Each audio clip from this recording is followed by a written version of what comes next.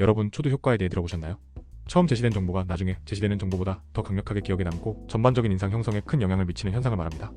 간단히 말해 첫인상이 중요하다는 속담을 과학적으로 풀어낸 것이라고 할 수 있죠.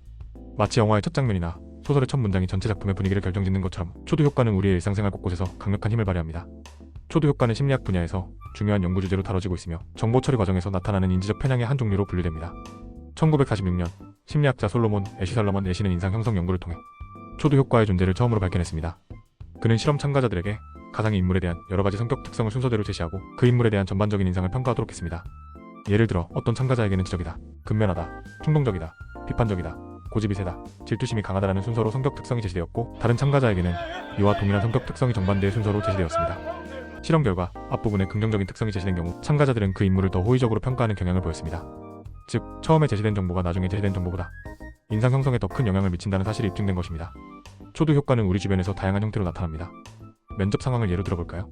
면접관은 지원자의 첫인상, 즉 외모, 태도, 말투 등을 통해 그 사람에 대한 전반적인 이미지를 형성하게 됩니다.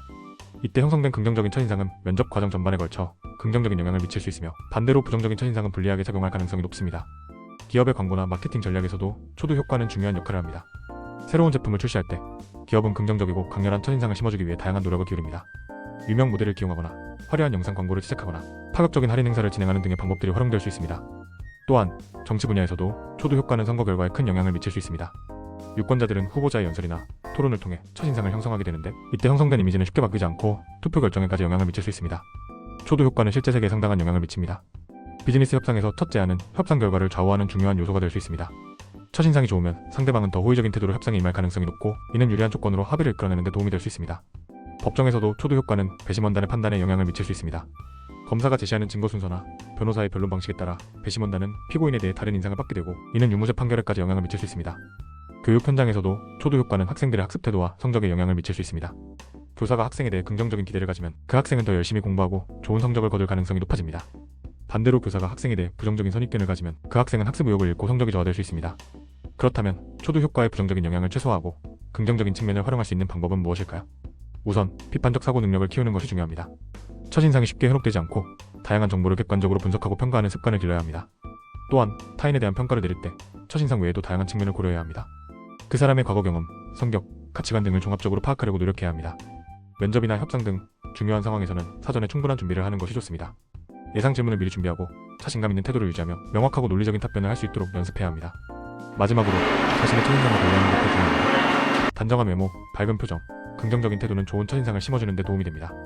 초도 효과는 우리가 사람을 판단하고 세상을 이해하는 방식에 깊숙이 뿌리내리고 있습니다.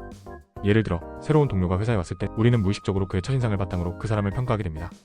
만약 그 동료가 첫날부터 활발하고 적극적인 모습을 보인다면 우리는 그를 유능하고 사교적인 사람이라고 생각할 가능성이 높습니다. 반대로 그 동료가 소극적이고 내성적인 모습을 보인다면 우리는 그를 수줍음이 많고 적응력이 떨어지는 사람이라고 생각할 수 있습니다. 또 다른 예로 우리가 새로운 레스토랑에 갔을 때 처음 제공되는 음식의 맛이나 서비스의 질은 그 레스토랑에 대한 전반적인 인상을 결정짓는 중요한 요소가 됩니다. 만약 첫 번째 음식이 훌륭하고 서비스가 친절하다면 우리는 그 레스토랑을 맛있고 서비스가 좋은 곳이라고 생각하고 다시 방문할 가능성이 높습니다.